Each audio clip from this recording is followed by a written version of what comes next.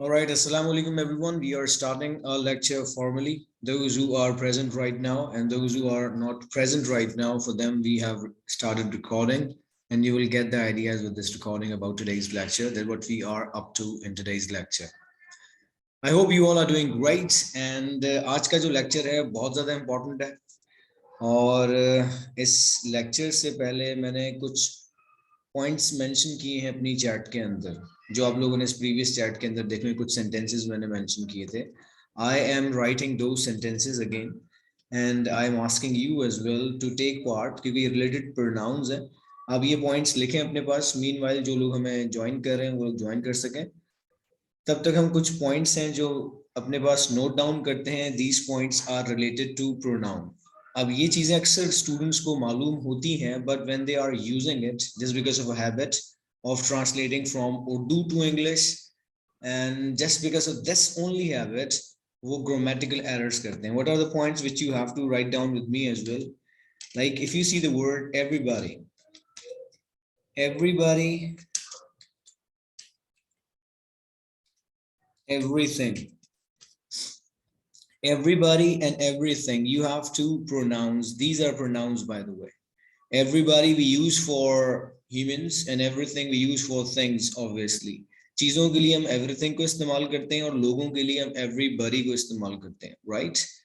And further we are moving on, and we have further ideas which we have to cover. Like you may have heard about everybody as well, and you may have heard about somebody and something.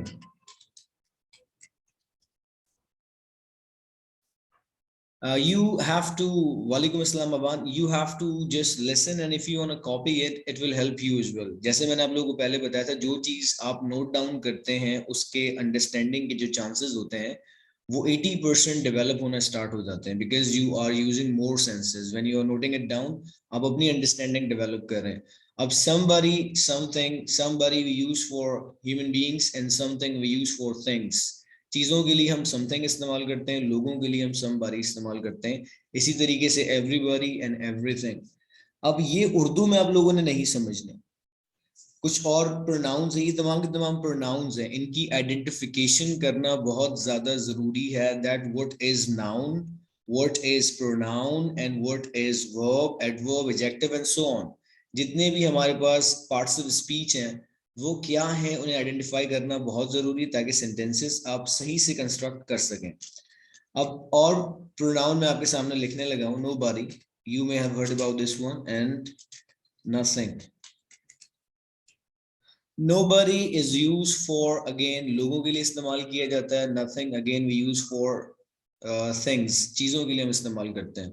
और ये दोनों भी pronoun होते हैं. तो pronoun sentence में कहाँ लग सकता है? जहां जहां नाउन लग सकता है उसको रिप्लेस करके प्रोनाउन लग सकता है.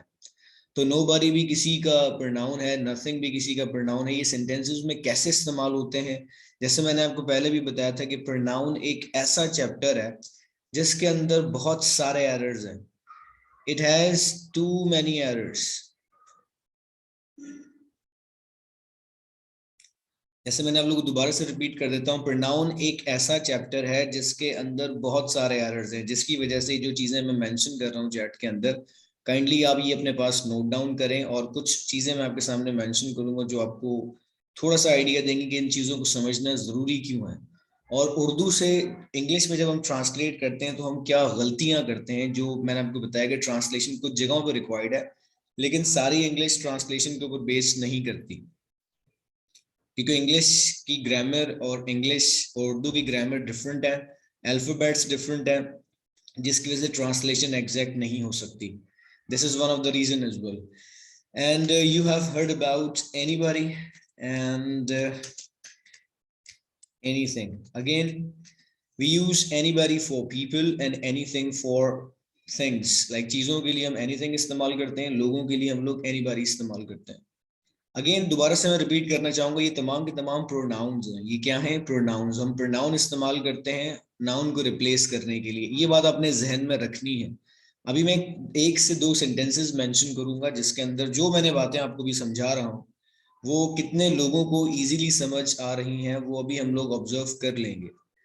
सो मीनवाइल आप सेंटेंसेस और ये वर्ड्स नोट डाउन करें अपने पास, और जो मैं आपको अल्फाज बता रहा हूँ उन अल्फाजों के हिसाब से अपनी अंडरस्टैंडिंग डेवलप करके अपने नोट्स बनाना स्टार्ट करें। somebody, something, nobody, nothing, everybody, everyone, anybody, anything, ये तमाम के तमाम प्रोनाउन होते हैं और सारे के सारे सिंगुलर होते हैं, ये प्लूरल नहीं होते। उर्दू के अंदर इन्हें प्लूरल समझा जाता है, लेकिन इन इंग्लिश ये तमाम के तमाम सिंगुलर होते हैं, ये बात याद रखिएगा। ये प्लूरल नहीं होते, लेकिन उर्दू में अगर आप इस्तेमाल करेंगे तो आपको लगेगा जी ये प्लूरल होंगे इंग्लिश के अंदर, उनके साथ फिर हम प्लूरल हेल्पिंग वर्ब इस्तेमाल करना स्टार्ट कर देते हैं। एक सेंटेंस में आपके सामने मेंशन करने लगा हूं, जैसे मैंने आपको बताया तमाम के तमाम सिंगुलर हैं, तो सेंटेंस में एरर कहां पर है आप मुझे अगर ढूंढ के बता सकते हैं तो इसका मतलब है आपको ये बात समझ आ गई, that somebody, something, nobody, nothing, anybody, anything, ये कैसे सेंटेंसेस में इस्तेमाल होते हैं। Let's see a sentence and you will have some idea. ये सेंटेंस आप अपने पास भी लिख लें, ये आपको हेल्प आउट करेगा। Everybody is slash are ready to do his slash their work। अब ये सेंटेंस आप जरा देखें, एवरीबॉडी इज या are ready to do his their work. अब आपने मुझे बताना है कि इसमें से इज सेलेक्ट किया जाएगा या आर सेलेक्ट किया जाएगा, हिज सेलेक्ट किया जाएगा या देयर सेलेक्ट किया जाएगा। आप अगर उर्दू की ट्रांसलेशन की मदद लेना चाहते हैं आप लें, लेकिन इस सेंटेंस को आप बड़े गौर से देखें, ये प्रोनाउंस हैं सारे जो हम लोगों ने कल, everybody is ready to do his work. Alright Maida, very nice, good one. Haseeb is, alright Haseeb, और देखो देयर और हिज भी है, इन दोनों में से हम क्या चूज करेंगे। जैसे देयर प्लूरल होता है और हिज सिंगुलर होता है, एवरीबॉडी के साथ हिज लगेगा या देयर लगेगा। लाइक मायदा हैज मेरा सेंटेंस, बाकी लोग ये एग्जांपल देख सकते हैं, everybody is ready to do his work, बिल्कुल सही सेंटेंस है। मायदा को पता है कि एवरीबॉडी इज सिंगुलर, जिसकी वजह से हिज लगाया। अब जब उस एवरीबॉडी का प्रोनाउन केस आपने पॉसेसिव प्रोनाउन लगाया हिज, अब ऑन हिज एंड देयर नहीं लगेगा, हिज लगेगा, क्योंकि everybody is singular and their is plural case of possessive pronoun, जैसे they, themselves, their and them। अगर आप ये वर्ड्स देखें तो मैंने 4 अलग अलग केसेस आपके सामने बताए अभी। तो यहाँ पे everybody is ready to do his work not their work. एक सेंटेंस और देखें,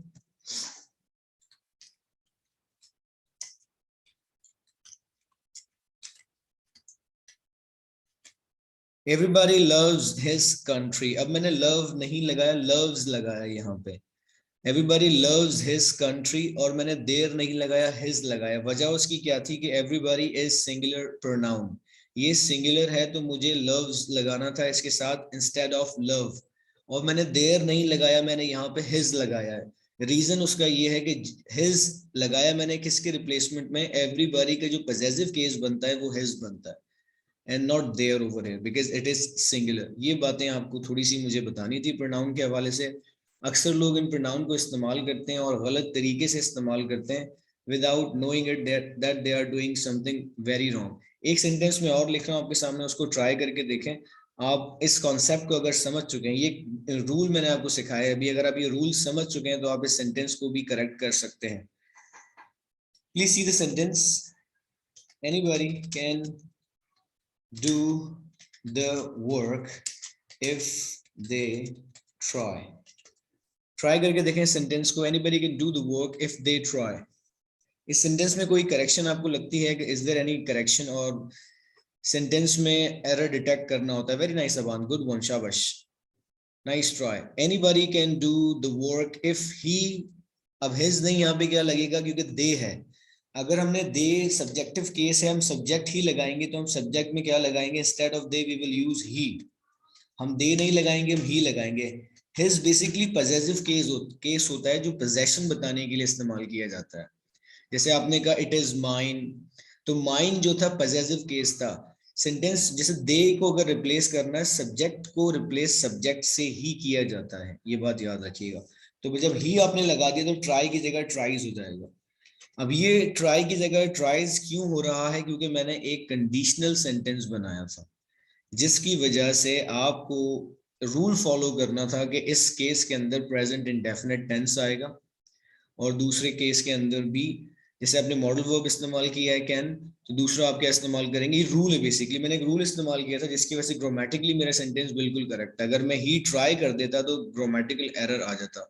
जब आप ये सेंटेंस सीखेंगे तो आपको उस रूल के बारे में भी आइडिया हो जाएगा कि how we use this particular rule in our sentences.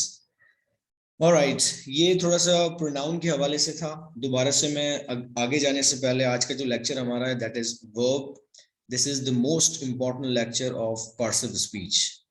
Her lecture की अपनी वर्थ है, लेकिन वर्ब जैसे आपकी बॉडी के अंदर हार्ट है, दिल है, इसी तरीके से subject plus verb plus object, इस सेंटेंस के अंदर जो हार्ट है वो वर्ब है।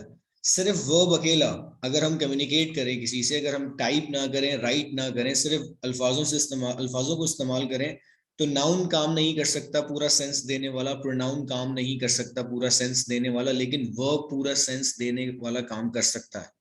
मिसाल के तौर पे सिर्फ एक वर्ड में अगर आपको बोलूं स्टॉप, आपको सारी बात समझ आ जाएगी। एक वर्ड अगर मैं आपको बोलूं साइलेंस, आपको सारी बात समझ आ जाएगी। एक वर्ड अगर मैं आपको बोलूं अली, अब मैंने नाउन इस्तेमाल किया, अब आपको सारी बात समझ नहीं आई। एक वर्ड अगर मैं आपके सामने बोलूं आए, अभी भी आपको सारी बात समझ नहीं आई। लेकिन जो वर्ब होता है it's plays a role of a heart in English sentences. तो आपने इसको इसी तरीके से समझना है, इंपॉर्टेंट टॉपिक है और बड़ा इंटरेस्टिंग ये लेक्चर है, इसको समझना बहुत गौर से है। तो अब इसको स्टार्ट करते हैं। और सबसे पहले मैं आपको बताता हूँ कि types of verbs, verbs basically क्या होते हैं। अब यहाँ पे बहुत सारी चीजें मेंशन है, तमाम लोगों को मेरी स्क्रीन दिख रही है, काइंडली मुझे कंफर्म करें so we can move on. तो we have to spend like 2 or 3 minutes on this particular slide as well.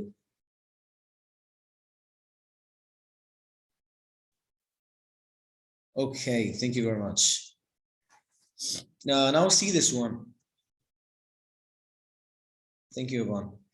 Types of verbs, verbs हमारे पास कितने टाइप्स के होते हैं। अब जो मेंशन है सारे ये टाइप्स नहीं है, और भी बहुत सारी एडवांस टाइप्स होती हैं, लेकिन आपके लिए क्या इंपॉर्टेंट है अभी वो आपके सामने मेंशन है कि वर्ब में आपने समझना क्या क्या है और क्या चीजें बहुत ज्यादा जरूरी है समझना। अक्सर लोग, जहाँ 90% लोग जो गलतियां करते हैं हम उन्हें ओवरकम कर लेंगे अगर इस लेक्चर को थोड़ा गौर करके समझे। मतलब यू हैव टू फोकस। आप जो दूसरे काम कर रहे हो प्लीज वो काम ना कीजिएगा, अभी आपने इस पे फोकस करना है, बिकॉज वो बहुत ज्यादा इंपॉर्टेंट है। इसके ऊपर बार बार मैं जो है वो स्ट्रेस दे रहा हूँ कि this is one of the most important topic of English language. Types of verbs पे आते हैं। एक्शन वर्ब्स हमारे पास होते हैं, और मेन वर्ब्स हमारे पास होते हैं, ट्रांजिटिव वर्ब्स हमारे पास होते हैं, इंट्रांजिटिव वर्ब्स होते हैं, मॉडल वर्ब्स होते हैं, स्टेट वर्ब्स होते हैं, linking verbs, helping verbs, modal verbs, ये तमाम के तमाम वर्ब्स होते हैं। Alright Ravil, thank you very much and welcome to the class. अब एक्शन वर्ब्स क्या होते हैं, अब उसके बारे में हम सबसे पहले बात कर लेते हैं। देखें जी, मैं आपके सामने जो कुछ भी अभी कर रहा हूं, I am doing an action जिसमें वॉलंटियरली मैं इन्वॉल्व हूँ। ये ऑटोमेटिकली नहीं हो रही सारी चीजें, ये मैं करना चाह रहा हूँ। एक्शन का मतलब होता है जिस चीज के अंदर आपकी फिजिकल इन्वॉल्वमेंट हो, जिस चीज के अंदर आप इन्वॉल्व हो, आपकी इंगेजमेंट हो। मिसाल के तौर पे यू आर वॉकिंग, आप वॉक करना चाह रहे हैं तो आप वॉक कर रहे हैं। अगर आप पेंटिंग करते हैं, यू आर डूइंग पेंटिंग, तो आप वो पेंटिंग कर रहे हैं। अगर आप टाइप करते हैं तो you are doing an action. अगर आप कोई मूवी देख रहे हैं, यू आर वॉचिंग, तो ये एक्शंस है। अगर आप गाने सुन रहे हैं तो you are listening songs as well, ये भी एक्शन है बेसिकली। तो एक्शन वर्ब्स वो होते हैं like somebody is playing cricket, आपने देखा कि जी कोई क्रिकेट खेल रहा है। आपने देखा जी somebody is riding the bike, आपने देखा जी कोई बाइक चला रहा है। आपने देखा जी somebody is driving the car. तो ये वो वर्ड्स हैं जो एक्शंस होते हैं। तमाम लोगों को बताया जी एक्शन क्या होता है। अगर कोई किसी का नाम पुकारता है तो वो भी एक एक्शन कर रहा है, और उसके अंदर उसकी इन्वॉल्वमेंट है, तो ये एक्शन हो रहा है। एक्शन और स्टेट के अंदर फर्क जानना बहुत ज्यादा जरूरी है कि इन दोनों के अंदर क्या डिफरेंस है। आपको अगर डिस्टिंग्विश करना हो between action and state, how will you find the difference between them, like what is action and what is state. State basically, जैसे मैंने आप लोगों को पहले भी बताया था, it's kind of a situation, it's kind of a condition. जैसे मिसाल के तौर पे ही इज हैप्पी, अब खुश होने में आप कोई एक्शन तो नहीं कर रहे, आपके चेहरे को देख के अंदाजा हो रहा है that you are happy, that is your state. Like baby is sleeping. अब यहाँ पे अगर आप देखें बेबी इज स्लीपिंग, आप सोने का एक्शन तो नहीं करते, आप लेटते हैं और कुछ टाइम बाद आप अनकॉन्शियस हो जाते हैं, लेकिन ये आपने जानबूझ के तो नहीं किया कि आपने आंख बंद की और आप जो है वो अनकॉन्शियस हो गए, ऐसा तो आप कर तो नहीं सकते। So that is your state. If someone is sad, if someone is kind. अब जो सेंसेस हम इस्तेमाल करते हैं, एक चीज और मैं आपको बताना चाहूंगा, ये आप लोगों ने नोट डाउन करनी है अपने पास। एक्शन वर्ब्स जो होते हैं ये आईएनजी फॉर्म में कन्वर्ट हो जाते हैं, और जो स्टेट वर्ब्स हमारे पास होते हैं ये आईएनजी फॉर्म में कन्वर्ट नहीं होते, इनकी आईएनजी फॉर्म्स नहीं बन सकती, बिकॉज ये सेंसेस, और जैसे मैंने सेंसरी वर्ड्स आपको 5 सेंसेस के बारे में बताया था, ये वो सेंसेस के हिसाब से सेंटेंसेस बनाए जाते हैं, और इन वर्ड्स को हम आईएनजी फॉर्म में कन्वर्ट नहीं कर सकते। जैसे मिसाल के तौर पे I have a bike, I have a bike. अगर यहाँ पे देखें तो मैं आपको एक इंफॉर्मेशन दे रहा हूं हैव लगा के सेंटेंस के अंदर, लेकिन मैं कोई एक्शन नहीं कर रहा। If I say I I am riding a bike, तो यहाँ पे मैं एक्शन कर रहा हूँ राइड करने वाला बाइक को, लेकिन जब मैं आपको इंफॉर्मेशन दे रहा हूँ I have a bike, so that is actually a state verb. अब अक्सर लोग कहते हैं कि I am having a car, अब वो आईएनजी फॉर्म लगाते हैं, हैविंग हैव के साथ आईएनजी फॉर्म कन्वर्ट करते हैं और वो स्टेट वर्ब इस्तेमाल कर रहे होते हैं without knowing it. State verbs ING form में कन्वर्ट नहीं होते। अब ये क्या होते हैं, ये मैं आपको एग्जांपल्स के तौर पे बहुत सारे वर्ब्स दे भी दूंगा जो आप नॉर्मली इस्तेमाल करते हैं और आईएनजी फॉर्म लगा के ही इस्तेमाल करते हैं, जो गलत होता है। अब कोई करेक्ट इसलिए नहीं करता कि बहुत सारे लोग इतना डिटेल्ड चीजों को समझना नहीं चाहते, वो कहते हैं कि जी आप शॉर्टकट बताएं, ज्यादा दिमाग लगाना ना पड़े। लेकिन जो ज्यादा दिमाग लगाता है फिर वही लीड करता है चीजों के अंदर। तो अगर आप लीड करना चाहते हैं, instead of following people you want to lead, आपको थोड़ा दिमाग एक्स्ट्रा लगाना होगा चीजों पे, out of the extra mile आपने जाना होगा। Like you have to double the pace. Action verbs वो होते हैं जिसमें हम वॉलंटियरली इन्वॉल्व होते हैं, हम एंगेज्ड होते हैं, हम कोई ना कोई एक्शन परफॉर्म कर रहे होते हैं। Like right now I am teaching, ये एक्शन में परफॉर्म कर रहा हूँ। इसी तरीके से स्टेट वर्ब है, मैंने आपको बताया ये सिचुएशन कंडीशंस होती हैं, ये स्टेट होती है आपकी बेसिकली कि आप किस स्टेट के अंदर मौजूद हैं जो आप एक्शन नहीं कर रहे होते। लाइक अगर आपने देखा someone is tense, someone is tense, तो जो ये बंदा टेंस है ये परेशान होने का एक्शन तो नहीं कर रहा, उसकी कैफियत ऐसी हो गई है कि उसकी स्टेट से अंदाजा हो रहा है, उसकी कंडीशन से, उसकी सिचुएशन से अंदाजा हो रहा है that person is in stress. अब ये जो वर्ड था ही इज टेंसिंग, अगर मैं कह देता है इसको, तो ये वर्ड ही मैंने आईएनजी फॉर्म में कन्वर्ट करके बिला वजह इसको खराब कर दिया। तो इसको खराब नहीं करना, he is tense, that is condition, that is called state verb. State और एक्शन में अगर आपको अभी जो डिफरेंस है क्लियर ना हो, no issue with that, it will take some time, आप नए सेंटेंसेस बनाएंगे। Breathing is a state verb, yes, because it is involuntary, like voluntary नहीं है। आप सांस रोकने की कोशिश भी करेंगे तो कुछ टाइम बाद you have to release your breath.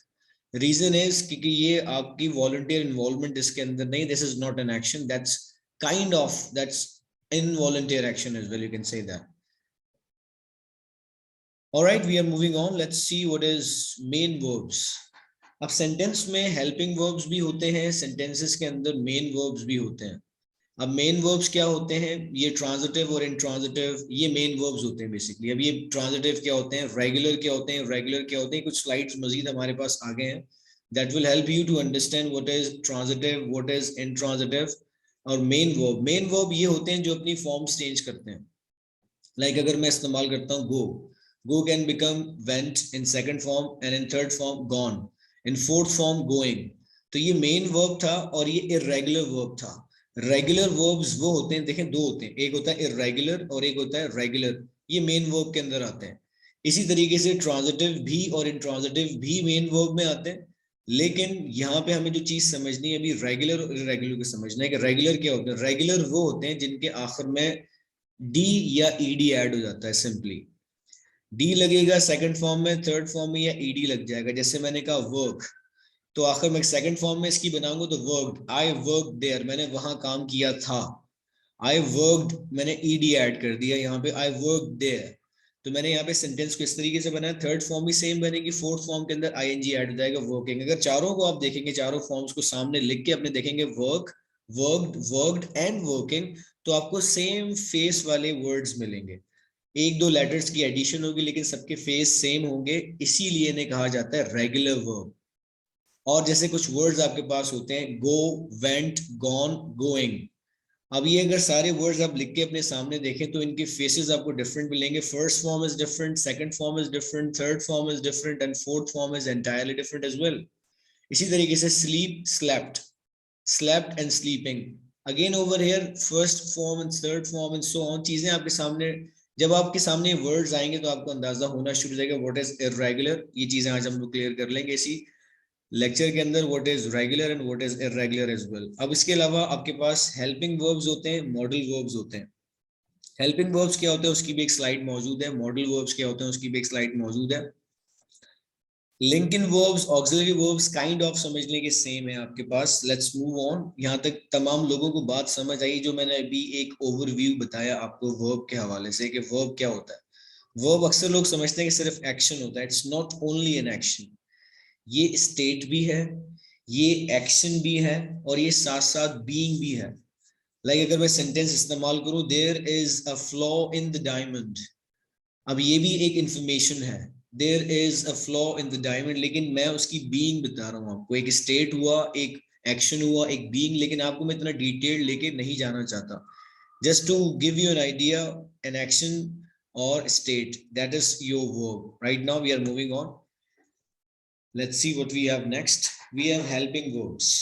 Is it visible on your screen as well? Please let me know. Can you see the helping verbs in front of you?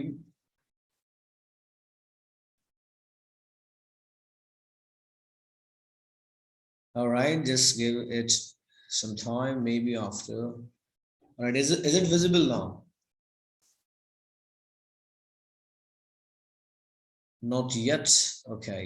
Helping verbs, we are on a slide which is actually of helping verb.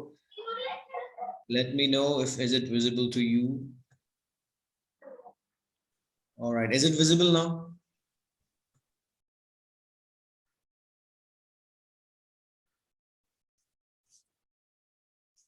Okay, it will appear in a while. Let me, you know, change the slide. And it will visible, I hope. Is it visible to you all? Please let me know. No, sir. Okay. What happened to it? No, sir. All right. All right. Let's move on. मैं कुछ चीजें आपके सामने repeat कर देता हूँ। If you are listening और मेरी आवाज अगर ठीक आ रही है आप लोगों को, तो आप ये पॉइंट्स नोट डाउन कर लेंगे। तमाम के तमाम हेल्पिंग वर्ब्स कहलाते हैं और साथ साथ हम मॉडल वर्ब्स को भी नोट डाउन कर लेते हैं कि मॉडल वर्ब्स क्या होते हैं। दो आपने हेडिंग्स डालनी है, helping verb and modal verb, और ये वर्ड्स आपने उसके अब साथ मेंशन करने के हेल्पिंग वर्ब क्या होते हैं। और फिर नेक्स्ट लेक्चर से पहले ये तमाम की तमाम चीजें जो नाउन, प्रोनाउन और वर्ब आप लोग समझें इस वीक और जो समझने जा रहे हैं चीजें, उन तमाम की तमाम चीजों को आप लोगों ने नोट डाउन कर लेना और रिपीट करते रहना है साथ साथ, क्योंकि आने वाले लेक्चर्स इन्हीं तमाम चीजों पर डिपेंड करते हैं। क्योंकि parts of speech is also one of the key to make your sentences attractive, sound, and impressive. Speak to impress and speak to write, impress to write as well. Well, we are moving on. Helping verbs. Helping verbs add meaning to the clause, giving support or help, especially to a more important person or thing. जैसे अगर मैं ही इस्तेमाल करता हूं तो ही के बाद मैं कहता हूं he is my friend, that is an information. इसमें मेन वर्ब नहीं था, हेल्पिंग वर्ब था इज। और जब मेन वर्ब नहीं होता सिर्फ हेल्पिंग वर्ब होता है तो हम हेल्पिंग वर्ब को ही मेन वर्ब काउंट कर लेते हैं। वेल यहाँ पे लेकिन देखा जाए तो डिक्लेरेटिव सेंटेंस था जो आपको इंफॉर्मेशन दे रहा था, he is my friend, that's it. अब यहाँ पे वर्ड्स आपने लिखने, इज, एम, आर, ये हेल्पिंग वर्ब होते हैं प्रेजेंट के। और प्रेजेंट के अंदर डू, डज, ये भी आपके पास हेल्पिंग वर्ब होते हैं। काइंडली आपने ये भी नोट डाउन करना है, is, am, are, do, does, and then we have, has, had past होता है लेकिन आपने लिखने अभी have, has, had, is, am, are, do, does, was, were, being, been और be। डिड भी आप लोगों ने लिखना है। इज, अब मैं दोबारा से रिपीट कर देता हूँ, काइंडली आप लोग कंफर्म कर लें, आप लोगों ने नोट डाउन किए हैं, यही हेल्पिंग वर्ब होते हैं। अक्सर लोग मॉडल वर्ब्स को भी हेल्पिंग वर्ब कंसीडर कर लेते हैं। हेल्पिंग वर्ब्स और मॉडल वर्ब्स के बीच में डिफरेंस होता है, वो भी मैं आप लोगों को भी बता देता हूँ कि दोनों के बीच में क्या डिफरेंस होता है। अक्सर लोगों को इन दोनों के बीच में डिफरेंस मालूम नहीं होता। पहले हम लोग आइडेंटिफाई कर लेते हैं क्या वर्ड्स हेल्पिंग वर्ब्स कहलाते हैं, क्या वर्ड्स मॉडल वर्ब्स कहलाते हैं। हेल्पिंग वर्ब्स के लिए जैसे मैंने आपको बताया, दोबारा से रिपीट कर देता हूं, अगर कोई नोट डाउन नहीं करना कर सका या भूल गया तो काइंडली आप कंफर्म कर लें इस चीज को। Is, am, are, was, were, has, have, had, did, being, been, be।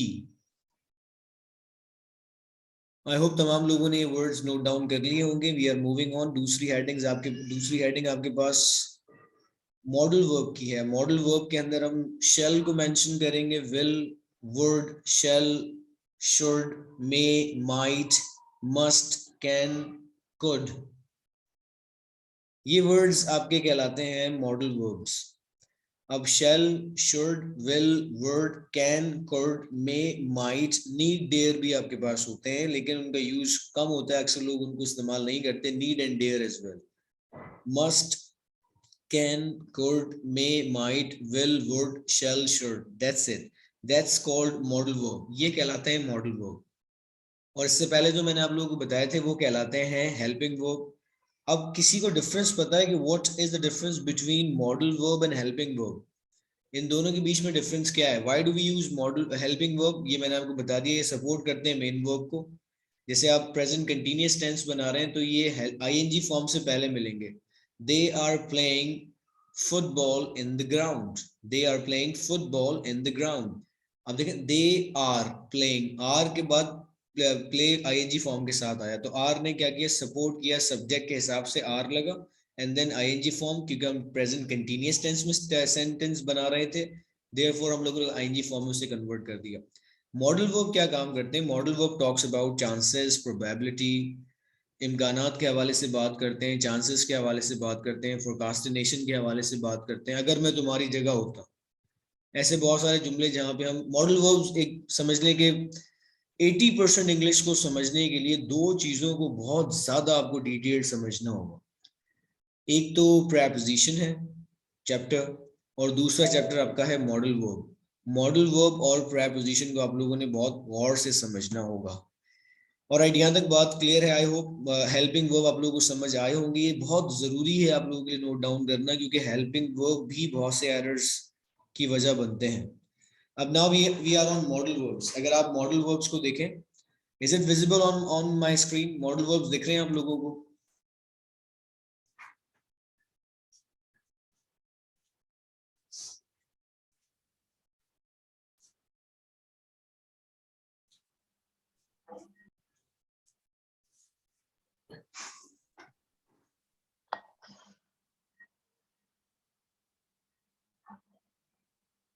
Thank you very much Aban. ये मॉडल वर्ब्स होते हैं, जैसे मैंने आप लोगों को पहले बताया। उमर, आप रिफ्रेश करके देखें, शायद आपके, वैसे मैं आपके ग्रुप में ये अपलोड कर दूंगा after the lecture, like what is actually verb, क्योंकि आज हमारा नो सर स्क्रीन पे टाइप्स ऑफ वर्ब्स आ रहा है। Alright, no worries with that. मैं दोबारा से स्लाइड चेंज करता हूँ, let's see if we can. I don't know why we are okay. मैं दोबारा से, मैं देखें अगर विजिबल है तो मुझे काइंडली बताइएगा। इज इट विजिबल ना? अगर विजिबल नहीं भी है तो we should move on. I am rejoining. Okay, no worries with that.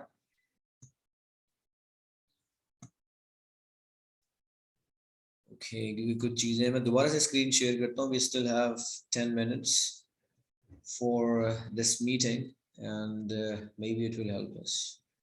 So I'm sharing again. Just give me a minute, please.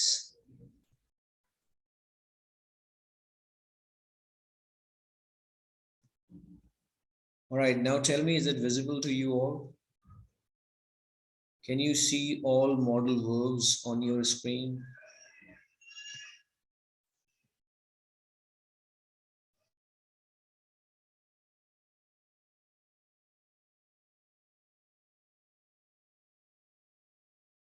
Alright, now these are called modal verbs. जैसे मैंने आप लोगों को बताया था, shall, would, will, might, may, out to basically जैसे should इस्तेमाल होता है, out to भी वैसे इस्तेमाल होता था, लेकिन आज की इंग्लिश के अंदर out to का यूज बहुत कम हो गया है. may, could, should. अब जैसे मिसाल के तौर पर कोई मुझे कहता है कि जी शुड के कितने यूजेस हैं सेंटेंसेस के अंदर, लाइक हाउ मेनी यूजेस, कितने मीनिंग्स हम क्रिएट कर सकते हैं सिर्फ शुड को इस्तेमाल करते हुए.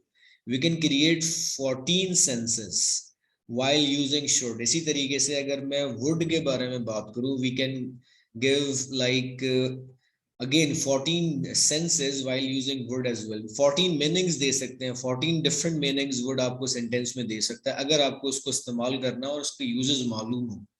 हम लोगों ने उर्दू में सीखा होता है तो हम उर्दू के हिसाब से इनके मतलब बना लेते हैं.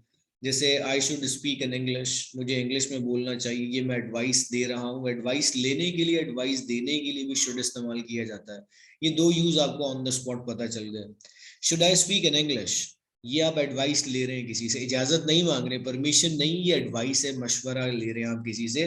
Permission is something else, but when you are asking for advice, advice is something very else by the वे.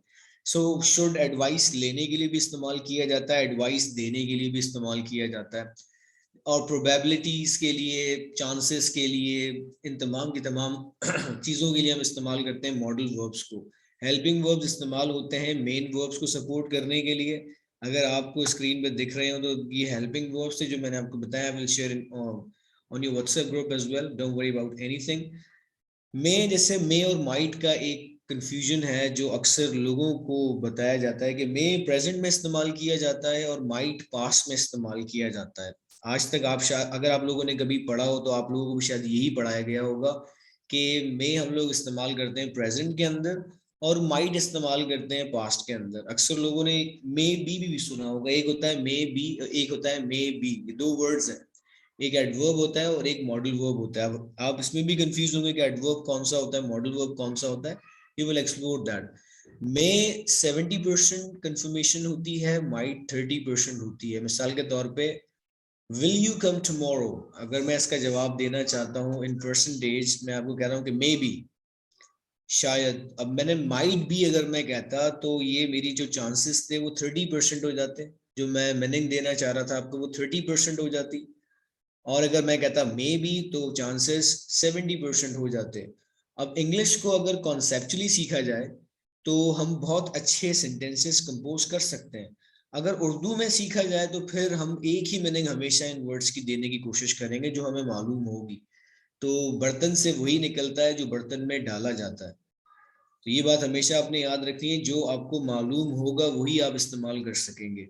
तो अपना इल्म बढ़ाते रहें, इल्म नाफे बढ़ाएं जो दूसरों को नफा दे सके, एडवांटेजेस दे सके. वो इल्म ना हासिल करें जिसका कोई फायदा ना हो. जैसे मिसाल के तौर पे आपके पास एक ऐसा इल्म है ऐसे इंसेक्ट के हवाले से जिसको हमने कभी देखा ही नहीं, वो ऑस्ट्रेलिया में पाया जाता है, और आप घंटों लगा रहे हैं उसको फाइंड आउट करने में, चीजें देखने में, और आपको पता है कि जी तमाम की तमाम नॉलेज फायदेमंद नहीं है, किसी भी एंगल से कहीं मुझे फायदा नहीं दे सकती.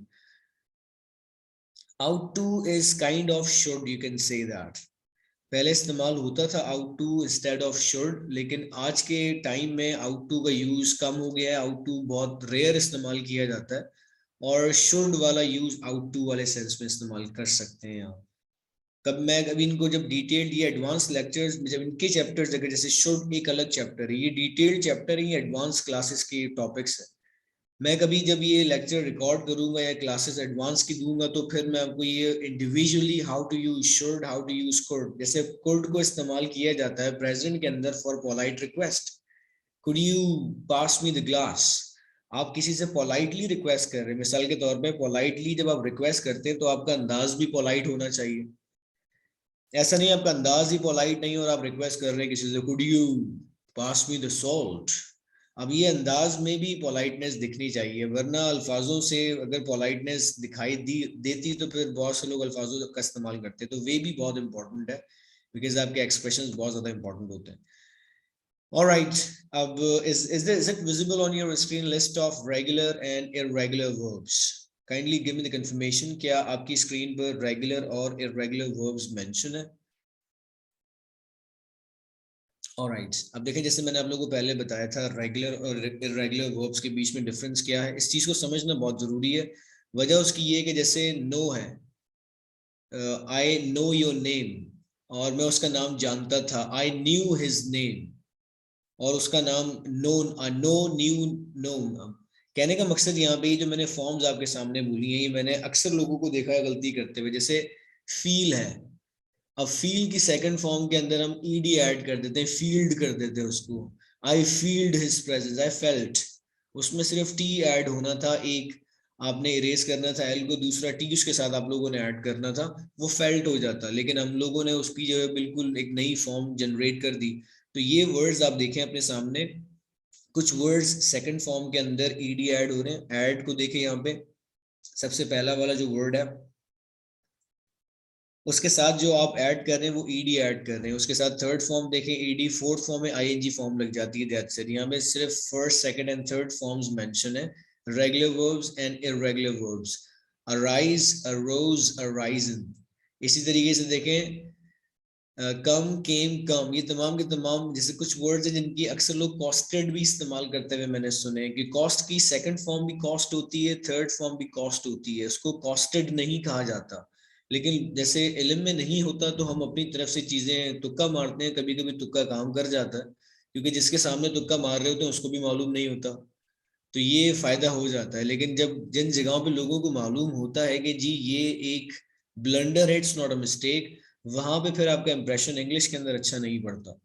तो किसी भी चीज को बगैर सीखे आप लोगों को इम्प्रेस नहीं कर सकते, चीजों को सीखना पड़ता है, सीखने के बाद ऑटोमेटिकली आपके अंदर ये स्किल डेवलप हो जाता है।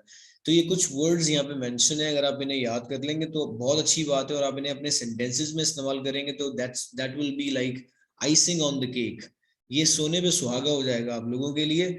बहुत से वर्ड्स आप लोगों ने देखने के कैसे रेगुलर वर्ब कैसे अपनी फॉर्म्स चेंज करते हैं। जैसे मीन है, अक्सर लोगों को मैंने मीन का भी मीट की बजाय मीन्ड डी लगाते हुए देखा है। रीजन उसका ये है कि वो मीट की सेकंड फॉर्म मैट समझ ही नहीं पाते, कहते हैं कि सर देखिए ये स्पेलिंग मिस्टेक हुई हुई है यहाँ पे। तो वजह ये है कि आप लोगों ने चीजों को रीड नहीं किया, सिर्फ नजर, एक बर्ड आई व्यू दिया, सरसरी नजर मारी चीजों के ऊपर, कभी चीजों को पढ़ा नहीं। पढ़ने का मतलब होता है अंडरस्टैंडिंग डेवलप करना। क्लासेस आप लें भले से, क्लासेस लेने के बाद अगर आपकी इंडिविजुअल लर्निंग नहीं है, अकेले बैठ के आप चीज़ों को रिपीट नहीं करते, कॉन्सेप्ट्स रिवाइज नहीं करते, तो फिर बहुत मुश्किल हो जाएगा चीज़ों में आगे निकलना। क्योंकि दुनिया में तरक्की वही करता है जो सिर्फ मेहनत करता है, राइट। तो ये रेगुलर और इरेगुलर वर्ब्स आपके सामने मौजूद हैं, first form, second form, third form. अब ये फर्स्ट फॉर्म कहाँ इस्तेमाल होती है, सेकंड कहाँ इस्तेमाल होती है, थर्ड कहाँ इस्तेमाल होती है, टेंसेस से रिलेटेड चीज़ें। फॉर्म्स हम लोग टेंसेस के अंदर एक्सप्लोर करेंगे। फिर हम इरेगुलर वर्ड्स भी इस्तेमाल कर सकते हैं, फिर रेगुलर वर्ड्स भी इस्तेमाल कर सकते हैं, तमाम की तमाम चीज़ें इस्तेमाल हो सकती हैं। मैं दोबारा से क्लास ज्वाइन कर रहा हूँ, काइंडली दोबारा मुझे ज्वाइन कीजिएगा। We are out of time now, thank you very much.